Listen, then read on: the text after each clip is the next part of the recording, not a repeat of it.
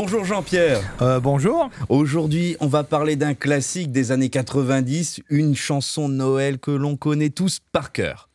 Par cœur. Et d'ailleurs, je suis très content que tu m'aies invité dans ce studio pour ce calendrier de l'Avent tout en chansons, avec ses plus belles chansons de Noël, pendant quasiment tout le mois de décembre, parce que ça nous permet d'aller chercher des petites pépites qu'on n'entend pas si souvent que ça. Alors celle-là, on ne peut pas dire que ça soit celle qu'on entend le moins. C'est vrai. Mariah Carey, All I Want for Christmas is You, énorme tube mondial. Ouais, à ne pas confondre d'ailleurs avec un autre tube qu'on entend sur Mélodie Radio, All I Want for Christmas tout court, dont la version de Nat King Cole a été un énorme succès dès 49, qui a été créé en 48, qui est une chanson qui a surtout marché aux USA. Il y a une quinzaine de versions, alors que Mariah Carey, il y en a quand même plus. Pas autant que Last Christmas, il y en a, je crois, une cinquantaine de versions de All I Want for Christmas is You, notamment Natacha Saint-Pierre qui l'a reprise. Et là aussi, l'idée est bonne parce que les chansons de Noël, on raconte la promenade en traîneau, sleigh ride, on raconte le Père Noël qui arrive en ville, Santa Claus is coming to town.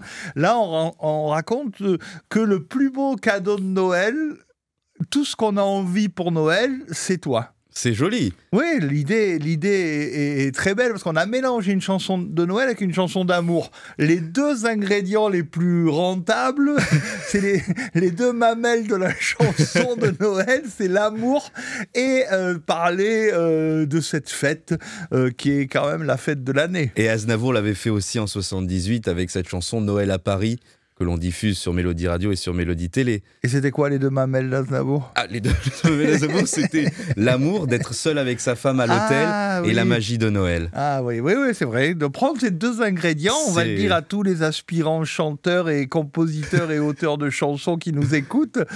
Pensez-y, faites des chansons de Noël qui parlent d'amour et de ce moment où on a des guirlandes et des étoiles plein les yeux. Et on en parlait tout à l'heure en off, cette chanson de Mariah Carey, c'est l'un des derniers grands standards de Noël. Avec Last Christmas, oui.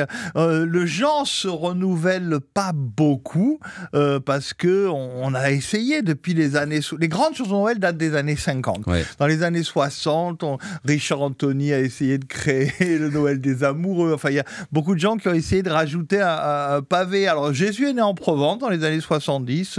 Dans le sud de la France, en tout cas, ça a rajouté une pierre à l'édifice. Et celle-là, alors ça, c'est pas une pierre, c'est carrément... une pyramide. Une pyramide qui a été rajoutée à l'édifice des chansons de Noël. Oui, Mariah Carey, elle a vraiment réussi à arriver au niveau des Noël blancs, White Christmas, enfin des plus grandes chansons de Noël. La jeune génération adore. Et c'est bien parce que pendant longtemps, les jeunes n'aimaient pas trop Petit Papa Noël. Ils avaient tort de ne pas aimer la chanson de Tino. Ils trouvaient ça un peu vieillot. Et avec Mariah Carey, toute la jeunesse s'est dit une chanson de Noël, ça peut être jeune. Voilà. Merci Maria. Merci Mariah Carey qu'on écoute sur Mélodie Radio et qu'on regarde sur Mélodie Télé. À bientôt. Et à bientôt Jean-Pierre.